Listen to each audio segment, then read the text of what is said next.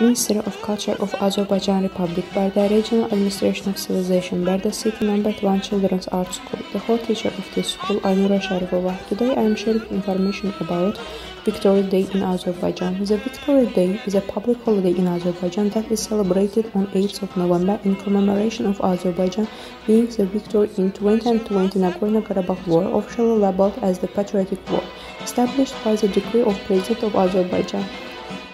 On 27th of September 2020, clashes broke out in the disputed Nagorno-Karabakh region, which is de facto controlled by the self-proclaimed and unrecognized Republic of Artsakh, but de jure part of Azerbaijan. Azerbaijani forces first advanced in Fizuli and Jabrayil districts, taking their respective administration centers. From there, they protected towards Hadrut. Azerbaijan troops began to advance more intensively after the fall of Hadrut around 15th of October, and the Armenians began to retreat, with Azerbaijanis then taking control of Zangilan and Gubadli.